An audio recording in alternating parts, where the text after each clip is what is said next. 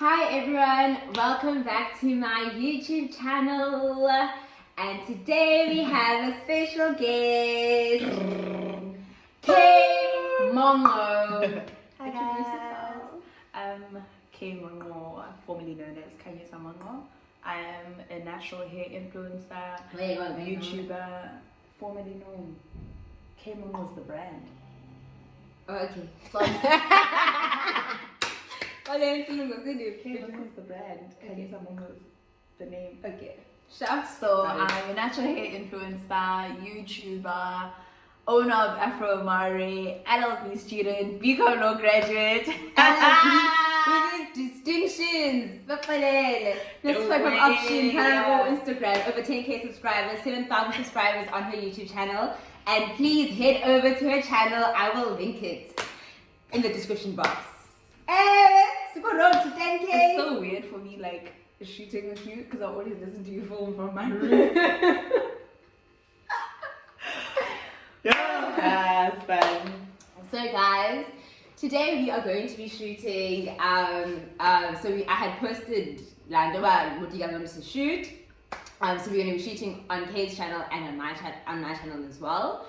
And on my channel we're going to be shooting a road, how we found our paths. Yeah, how we found our paths, and tips. We're gonna do 6 tips on living with a friend. So I don't know, maybe should we start with the 6 tips on living with a friend? Let's start with the 6 tips. Okay. You're gonna do 3. 3. So start to 1. Okay. So ithi tip yakho and yazi must Kuyaphunga and go phunga click rollies. I'm having the sponsor me. You must. Cranberry apple and cinnamon. What do you have? Ginger tea. You don't tell me that. I hope because I thought we were having the same tea. Why? Oh, don't. Okay. It's not a thing. Okay. So what's your first tip on living with a friend? Tip number 1, I think communication. Like, if there's something that you don't like, just in general, not about your friend, but if there's something that you don't like, my city, your OCD, or or whatever, that's something that I think you definitely have to communicate. And then obviously, like, if certain things make you unhappy about the other person, sit the person down, communicate respectfully, because you're not fighting the person, you're fighting the problem. And I think that's my first tip: communication. I think my second one would definitely be respect, which would probably tie in with that. Yeah. So you really need to respect this person. It shouldn't, like, for example, Kanyisa and I didn't start off as friends. We started off as like literally flatmates, people who knew each other from high school. And then we became like one of the, best of friends, from just living together. And it comes with respect. Like, I need to respect his space. Kanyisa needs to respect my space. We need to know that, like, yes, this is our space, but like, respect each other. Like, fine, we can leave things lying around, whatever the case is, but it's just the small things, like if you were cooking, clean the kitchen counter, or if I was making tea, I spill something, clean it, like, do that.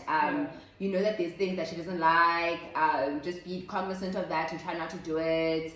If you're bringing people over, there's nothing wrong with that, just communicate that. As much as it's like, it's a space, you have every right to do it, but like, just respectfully communicate that. Respect each other's things as well. So beyond like respecting each other is also like respecting each other's things. So like, even if like, I know Kanyisa gets tired of this, like, now I will ask her like literally for like the smallest things that she's used before, but she asks every single time that she wants to use it. Because so I literally need to ask, and I need to get permission every time, and I really think that that's just really something that's important, because you, like, let's say next time, like, because you don't know next time you're gonna eat her food or something like that, and then she's gonna be upset. I mean, the same thing. Yeah, I mean, not that I'd ever eat her food, because like, yeah, so like, I mean, I doesn't really feel like doing, but yeah. Third tip.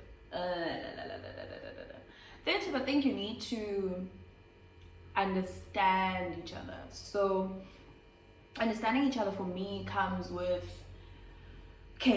so Mihlali suffers from severe anxiety and severe depression and anxiety. And certain days she just doesn't want to leave her room. Some days are better than others, and when those days come, or let's say she's waking up and she's got anxiety, or she's got a dizzy spell, like I need to know what to do. I can't rock up in the morning and say, morning Desi, noise. No. So I need to know that. I need to understand that. I need to know that there's certain times where she just wants to be alone. There's nothing wrong. She just wants to be by herself, and I need to understand her, and I need to respect that. So I think understanding each other is very, very important. Understanding each other's love languages is also very, very, very important. I think that's something we learned very early, like in our relationship.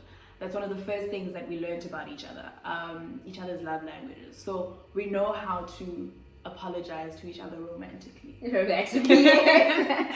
I think for me the fourth thing would be argue with compassion or disagree with compassion. So you are going to disagree. So basically, Okanyis is like my sister right now, because I mean, we live together, we're always together. So obviously you're going to argue with this person. It's like if you live at home, you are not going to always see eye to eye with your family. They're going to get onto your nerves. So like the point is that we're going to do, or we're going to misunderstand each other, and like she's going to view it in some kind of way when I meant it in another kind of way. And what's really important is that you guys just communicate, and like you guys argue. So like she'll be like, didn't say it like that, you know, I said like this, and then I'll be like, oh no, but it wasn't like this. Or while she was speaking, there's something that she says that like really upsets me, and I'm like, you mustn't say that, like don't say that, but it's fine, like I'll apologize for this, but we're wrong for here, now you're acting wrong for here. And you know, you just deal with the situation at hand, like what's going on, because more likely than not that situation can happen again, and you guys need to know what to do from there. So you must see a disagreement as a chance to get to know each other and a chance to understand each other better. And it doesn't mean that so I know we always say don't go to bed as like partners. That's our rule. Yeah, that's but like our house rule. You know, in this house, our energy, like you see from the candles, we always light candles in here. So if the candles are then we know something's up. I think just to add on that, so our rule in the house is we don't go to bed upset with each other. We don't, like, it does not matter. Like, we do not go to bed upset with each other at all. And then we always end our arguments with I love you. Yeah, every time. And before we go to bed, I love you. And then we're number 5 now. Yeah. Okay. So my last tip is, this is hilarious, but get to know if the person's a morning person or not. There is nothing more irritating than if you're not a morning person and the person just wants to be chatty. That is so annoying. Wow. So also I think Mikhali and I can sit in complete silence. Like we always say, like people that would visit us would definitely think like sometimes. Yeah. But it's not even that. It's just like sometimes we wake up in the morning and the last thing we want to do is talk. Like we'll say morning, and like then we go like a good 3 hours without talking. And there's no there's no need to talk. Like, but we're not cross at each other or anything. I don't think we're morning people. Yeah. But we'll have breakfast. So I think we have breakfast before we have proper conversations. Yeah, like we'll make breakfast, so we'll be whoever at this, and like it's like, which I think goes on to my next point, which would be like money matters and like just delegation and stuff like that. So we never really had to make a roster because we generally are both clean person. Like if Kanyisa is making food, I'll probably wash the dishes. If Kumtaga, like, and the first person who sees it will just clean up. Like it's not about whatever, like it's just general stuff, but every day the house is going to be clean some way or another. And like, yeah, so we always just acting the line. And like, I mean, if you get to the kitchen and you see, but okay, the dishes aren't done, Kanisa's in her room, wash the dishes. If you see, but okay, fine, I'm up, I open the blinds, I'm in the mood, I'll make breakfast, you know, Kanisa will probably wash the dishes later. Other people, I do know they need to have a roster for this kind of stuff, but we never really had to because, I mean, we really like whoever cooks, the other person will wash the dishes. Like, I don't know. To be honest, I don't know how that works. Like, we've never had like a set rule book where we like, okay, Mikhali will clean on Mondays and I'll clean on Tuesdays. No, like it just works, and it never like I never feel like I'm cleaning more than her, or I don't know if you feel that. No. Okay, thank God. I genuinely enjoy cooking. So sometimes I'll cook, and then sometimes I'm not in the mood, and thank the Pope, God, and all his people that when I'm not in the mood, she's in the mood. Yeah. So it works. And also just like with regards to into zemali, I think that's very important when you're living with someone. Yeah. Are you guys gonna have klambi omnyathenge ikrosad omnyathenge umbane, depending on what the costs are? Ningathathani. So if the electricity is cheaper than umbane, I mean, you have to compensate somehow. Yeah. So the other person is not bearing the burden of something more than the other person. And just another thing with us, Mikhali is a meat eater. I don't care for meat. She eats the gravy. Yeah, I eat the gravy. Like I really don't care for inyama. But we eat the same thing more or less. Like we'll have the same breakfast, the same lunch, the same supper. That we'll like split the bill for. But everything else is just like, I think we're just easygoing. Yeah, it's That's really pretty easygoing, cool. and that's quite tiny. Like if I see, like if we know, okay, fine, the Wi-Fi, electricity, all of that is paid, and then it's like us being lazy. Like one day the one person's gonna order takeouts, the other day the other person's gonna order takeouts. It's not like one person is bearing the burden of and like as much as like I'm a meat eater, she's not a meat eater. Like when we do the split, like we split the bill when we're paying, and it just works out. Groceries are very cheap. Like It's pretty cool. and then it's the whoever buys whatever, you know, and it's really chill. So We don't. Have you had problems? I don't. Serious problems? No, never. It was never us that were the serious problems with each other. Oh, Like it was never like we've never had. I thought you were being shady.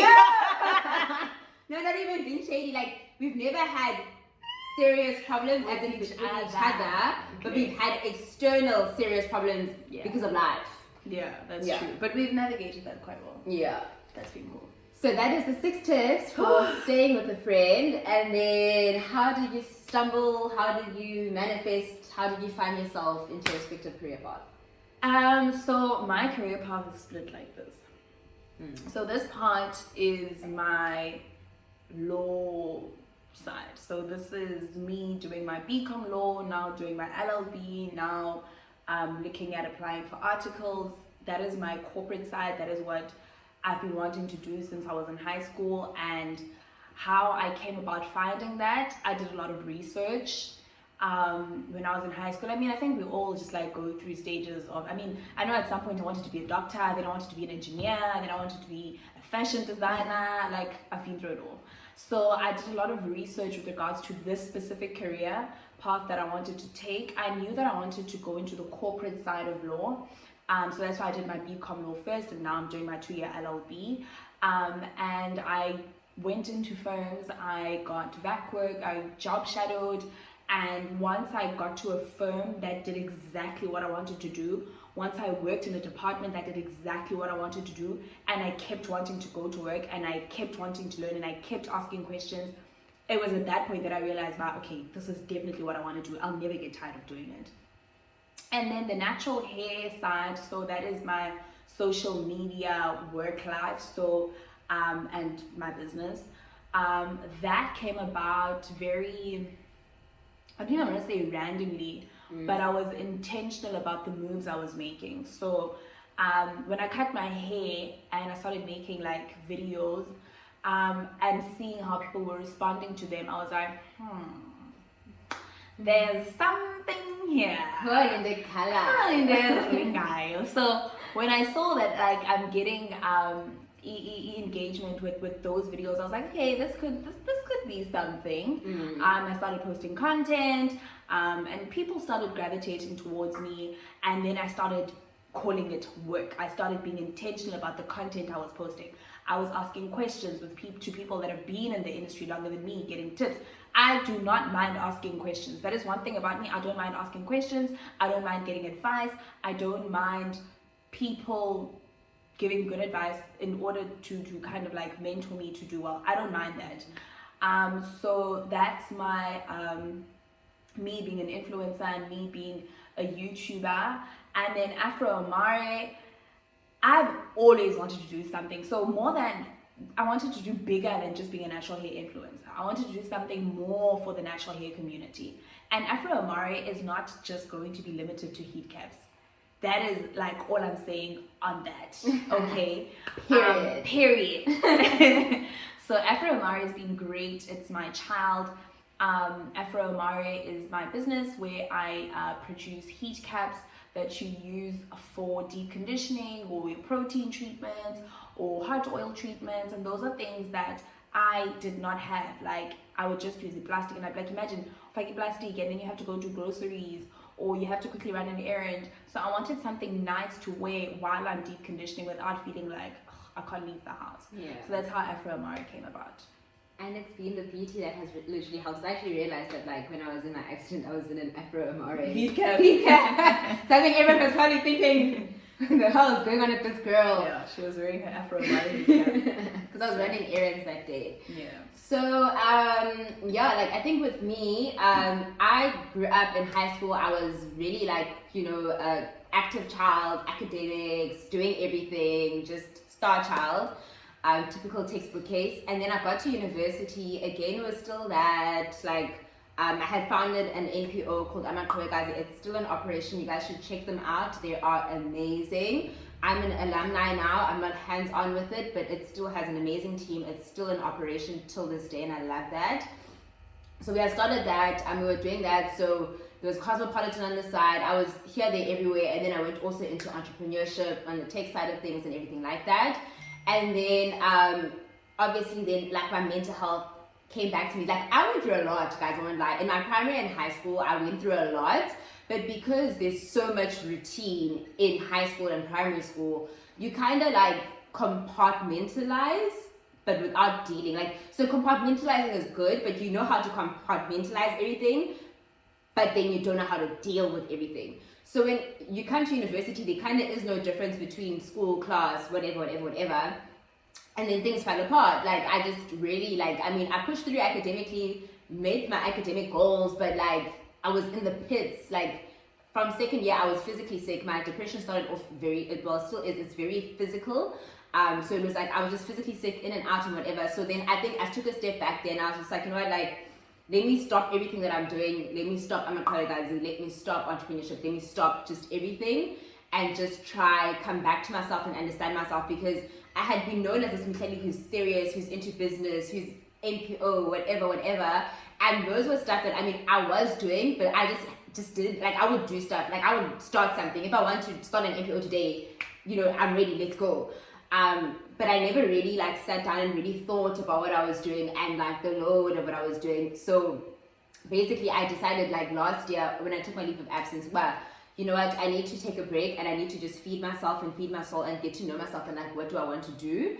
And it was like, okay, fine, I still want to go this corporate side. So I am studying a BCom, Ecos and Finance, and then I'm going to do FAPM and risk management. That is the direction that I'm going.